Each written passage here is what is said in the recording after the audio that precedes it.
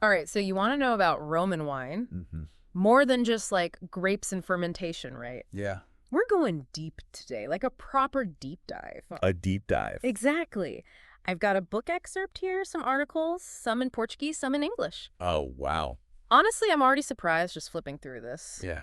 Wine was so important in Roman life, like way more than I realized. It's true. It really was. Like woven into everything. Yeah, it wasn't just a drink for them. Right. It was practically a food staple. Like Right. they had it at every level of A society. staple. Okay, I knew Romans liked their wine, but a staple. Oh, yeah. That's serious dedication. I Absolutely. mean, I knew they diluted it with water, Right. like for daily drinking, Mm-hmm. but still a staple. That's like picturing a Roman centurion coming home after a long day, mixing up a wine spritzer. That's a great image, yeah. Right. And it makes you think, why the dilution? Mm. Was it practical? Oh, interesting. I know, make it last longer? Uh-huh. Avoid the hangovers? Right, right. Or was there something more to it, like culturally? Hmm. Was straight wine seen as, I don't know, uncivilized? That's a fascinating thought.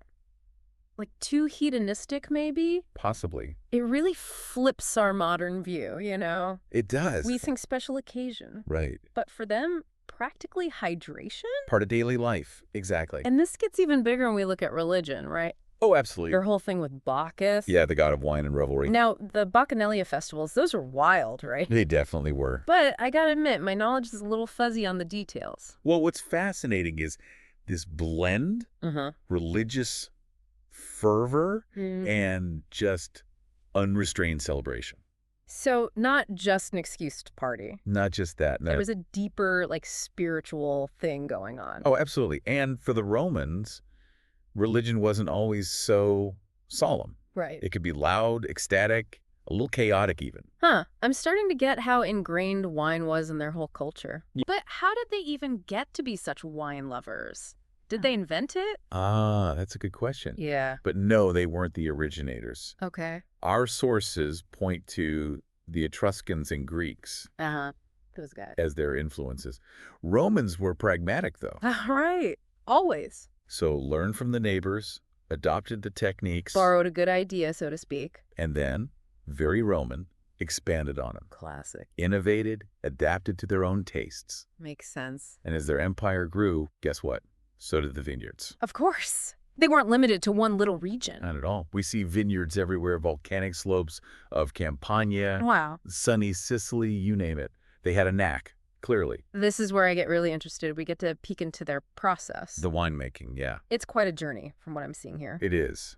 Meticulous harvesting, Okay. then fermented in these huge clay vessels. Oh, yikes. Yelia, they call them. Dahlia, okay. Some holding thousands of liters. Thousands. Wow, they really didn't mess around, huh? No, they did everything big. But what about their tools, their methods? Yeah, were they doing anything we'd recognize today? You might be surprised. Wooden presses, for example. Really? A Roman development. They were also pretty sophisticated about fermentation. Oh, so it wasn't just crush and pray. No, they understood temperature control, Wow.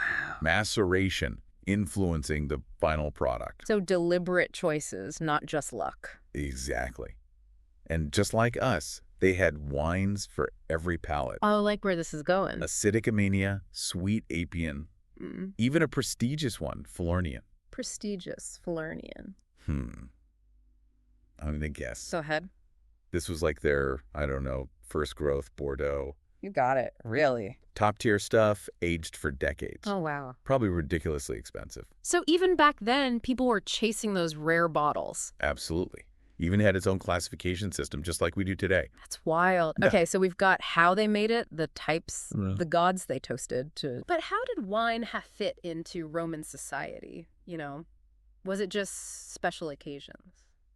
Or more daily life? You know, we've touched on this, but it bears repeating. Yeah. Wine was practically a food staple for them. Daily drinking, but usually diluted. Right. But it went beyond just sustenance. Oh, It was intertwined with their social hierarchy, interesting. like a liquid status symbol. Ah, okay. So like today, someone brings a fancy bottle to a party to Exactly. impress their friends. Same concept, different millennium. But in Rome, this was built into the system. Our sources describe it as almost a wine-based class system. Really? The elite, they got those imported aged wines, The Falernian and such. while the lower classes drank simpler, local stuff. So it wasn't just what you drank, it was a statement. Yeah, about who you were, where you stood. Makes you wonder about the dynamics that created the envy, the aspiration, Oh, absolutely. the whole social dance around wine. And that dance wasn't limited to individuals. Hmm. Wine was huge for their economy, too. Mm. Oh, right. Of course. Trade and all that. Huge production, trade networks across the empire, even beyond. So big business, even by our standards. Oh, yeah, and the government even got I was involved. about to say they couldn't resist that. Laws, taxes, all around wine production. Shows you how seriously they took this industry. Very seriously. Wow. So Roman wine, it was a cultural thing, a status symbol, an economic powerhouse. Triple threat. But like all empires, Rome eventually declined, right? Mm-hmm. So what happened to their beloved wine culture? Well, think back to those barbarian invasions. Oh, right. Political instability, all that had a huge impact on viticulture. I imagine it wasn't a good time for grape growing. It was a gradual decline, mirroring the empire itself. So did Roman wine just vanish then? Lost to history? That's where things get surprising.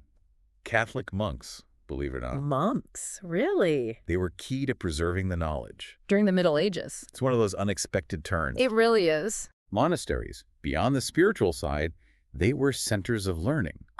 So they kept cultivating vines, making wine. Exactly. And in doing so, kept those Roman techniques alive. That's incredible. So even with the empire falling, the legacy lived on. It did, and it continues to shape the wine world today.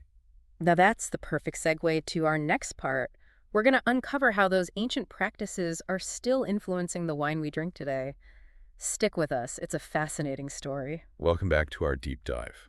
You know, I keep thinking about those monks. Yeah. Saving Roman winemaking, it's amazing. It is. Like that thread of continuity, Mm-hmm. their work centuries ago still affecting the wine we drink now. It's a powerful thought. It really is. Speaks to human ingenuity, you know? Absolutely. Makes you wonder what those monks would think.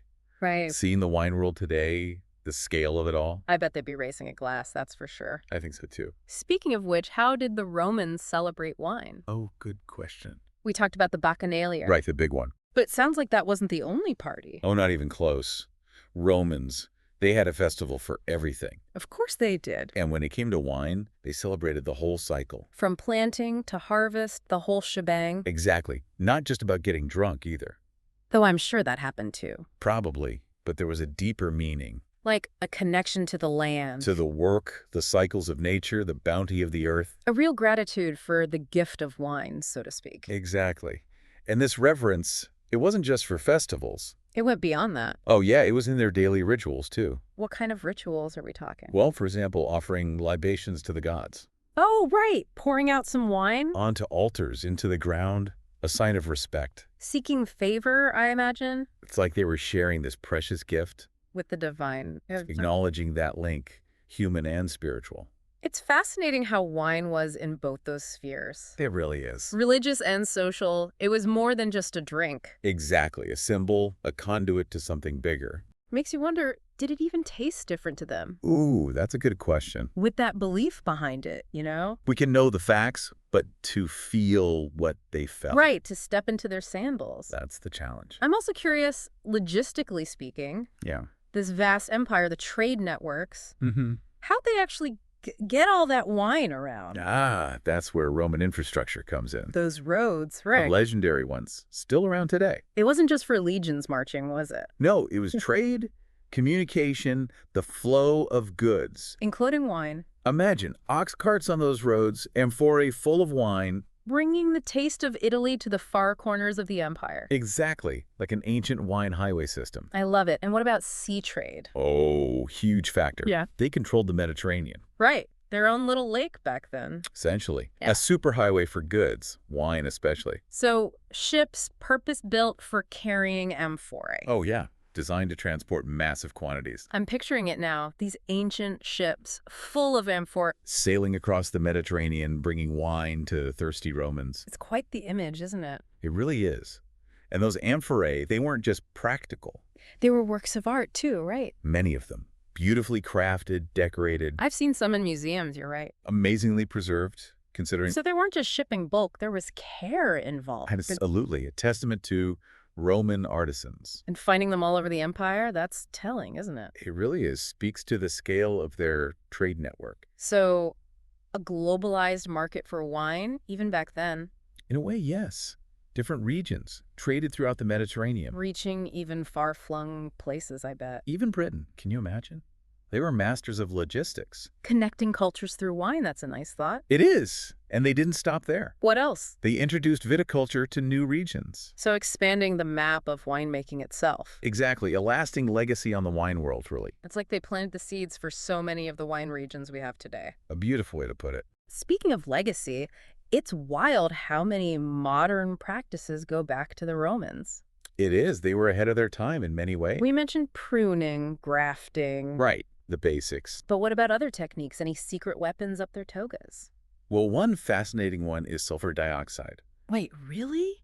They discovered burning sulfur candles in empty vessels Huh? helped prevent spoilage. Isn't that still used today, like as a preservative? Exactly. Sulfuring, they call it, protects wine from oxidation. Wow, so they were thinking about that even back then. It shows their understanding, even without our modern tools. So, thousands of years ago, already focused on quality control. Some things never change, right? It seems not. Right. But it shows how much they valued good wine. And how to maintain it. It wasn't just accidental. So those ancient techniques, still relevant? Tested by time, proven effective. But it's like we're building on what they started. Standing on the shoulders of giants. Humble thought, isn't it? It is. Reminds us that even with all our technology, we owe a debt to those early pioneers. Absolutely.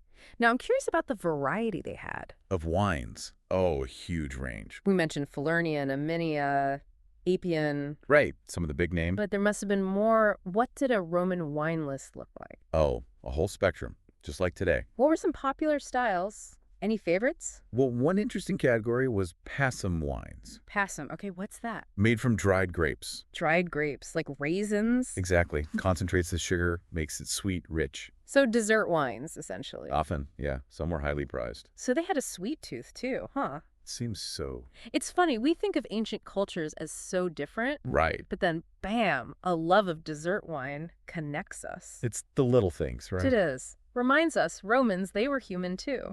With similar desires, passions, just like us. Okay, we've covered transportation, preservation, the types. Quite a bit. But what about the people behind it all? Ah, the Roman winemakers. Who were they? What was their life like? That takes us into Roman society, its structure. I imagine it wasn't all one big happy wine family. No, winemaking, like any industry, had levels. So hierarchy within the wine world as well. Absolutely. Wealthy landowners, they owned the vineyards, Right, the top two. employed skilled laborers to manage the estates, Okay. and then, of course, the actual The winemakers. ones with the hands-on knowledge. Often slaves or freedmen, but highly skilled. So even if not free citizens, their skill was valued Oh, without a doubt. They held the secrets, so to speak, for making quality wine. which meant profit, prestige for the owners. The unsung heroes, in a way. You can say that, yeah. It's interesting, even back then, specialized labor. It's a pattern as societies complexify. Right, division of tasks, expertise developed, And in this case, it led to some remarkable wines. enjoyed across the empire, and beyond, I bet. Absolutely, a testament to everyone involved. From the top down, all part of the story. Exactly. But I'm curious about the broader impact. Did they keep their knowledge secret? Or did it spread? That's a great question. It takes us on a journey. Oh, I like journeys. As Rome expanded, so did their influence on viticulture. It wasn't just conquering, it was planting, too. Exactly. Sharing knowledge, shaping traditions. So not just Italy anymore, a whole Roman wine empire. You could say that. They went into new territories, With vines in hand. transforming landscapes and cultures. Give me some examples. Where did this Roman touch go? Well, France, for starters. Really? France? They brought viticulture to Gaul, 1st century BC. Gaul, that's like ancient France, right? Exactly. Brought their grapes, their techniques, their habits. So French wine as we know it, it owes something to the Romans. You could say that they laid the groundwork. That's mind-blowing. They established vineyards in places we know today. Like the famous ones? Bordeaux, Burgundy, Rhone Valley. They saw the potential. It's like those ancient vineyards led to the wines we have now. A direct link to the past, bottled and enjoyed today. That's a beautiful way to think about it. And it wasn't just France. Spain, Portugal, even parts of Germany. Wow. They got around? Their reach was vast, like the Johnny Appleseeds of wine, I love that analogy. spreading their knowledge, their passion. But it wasn't just growing grapes.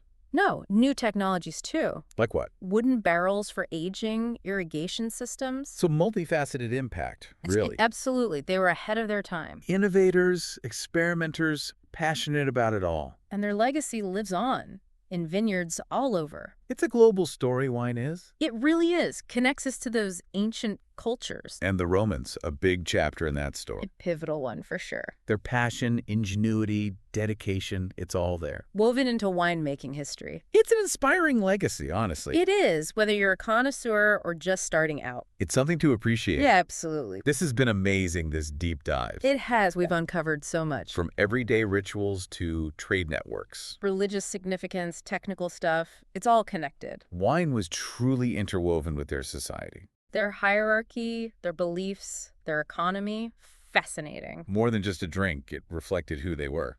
But I think we have one more stop on this journey. Oh.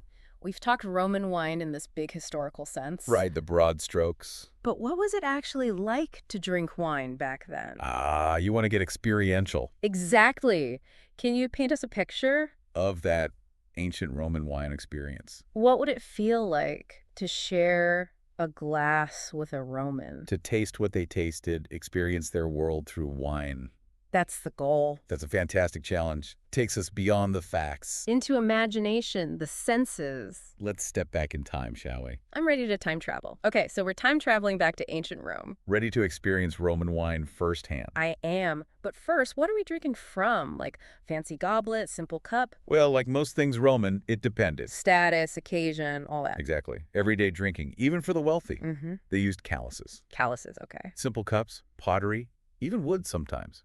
So, not the crystal stemware we might think of, Not usually, no. up for special occasions. Ah, then they brought out the good stuff. The good stuff meaning Silver goblets, delicate glass, even ornate bowls bowls. for communal drinking at feasts and such. Okay, so the Roman party scene was stepping it up. They knew how to celebrate. I can imagine. Now, I'm picturing them holding these cups. Yeah. But how are they drinking? Swirling, sniffing like a sommelier. Probably not for everyday meals. Right. Remember, the wine was often diluted. With water, right? So more about refreshment. Quenching thirst, part of the meal. Exactly. Like a Roman iced tea, maybe? I like that analogy. But even diluted, it could still have a kick, right? Oh, for sure, depending on the wine. And for those special occasions. When they had the finer stuff, The aged, expensive wines. then I imagine there was more appreciation, Of the subtleties, the aromas. paying attention to the taste. So they did have their moments of wine snobbery, so to speak, You could say that. But did they have, like, rituals, around the drinking. etiquette, customs, anything like that? Oh, good point. They loved their rituals, didn't they? Especially at feasts, Roman banquets were a whole production. Ooh, tell me more. Seating arrangements, very specific, based on status. Hierarchy, even at dinner time. Oh, always. Different courses paired with different wines. Yeah. Toasts, libations to the gods. It was an orchestrated performance. Sounds like a modern wedding, but with togas. And reclining. Oh, right. Everyone on couches. That was the custom for formal dining. Like we see in the paintings, yeah. It encouraged relaxation, conversation. Long philosophical debates fueled by wine. Exactly. Perfect for enjoying good company and good drinks. Okay, now I'm really setting the scene. Yeah. I'm on my couch, got my goblet, maybe a flower crown. Festive. But what about the atmosphere? Music? Dancers? You know the Romans wouldn't skimp on entertainment? Right. Imagine musicians playing lyres and flutes, Love. dancers, poets reciting epics. Well, everyone's feasting and It was drinking. the full sensory experience. Less a dinner party, more a theatrical production. Exactly. But a question. Would everyone drinking the same wine? Oh, good point. There had to be a hierarchy even there. Of course. For everyday meals, the common folk, Simpler stuff? local wines, while the elite, They had the good stuff. imported, aged, the best of the best. So even at a party, wine was a status marker. Absolutely. What you drank, how you served it, It all said something about you. about your wealth, your taste. So not just getting tipsy, it was the whole experience. It was the setting, the company, the rituals. And of course, the wine itself, the It quality. was all intertwined with their culture, their beliefs. Drinking wine wasn't just drinking, it was participating. In a tradition, expressing yourself, connecting. Wow, it's like we've really time traveled here. Through this deep dive, Shared a cup with the Romans, seen their world. through their wine, it's been a journey. It really has. We uncovered so much from the daily stuff. To the big picture, their economy, their beliefs. The technical details of winemaking, it's all fascinating.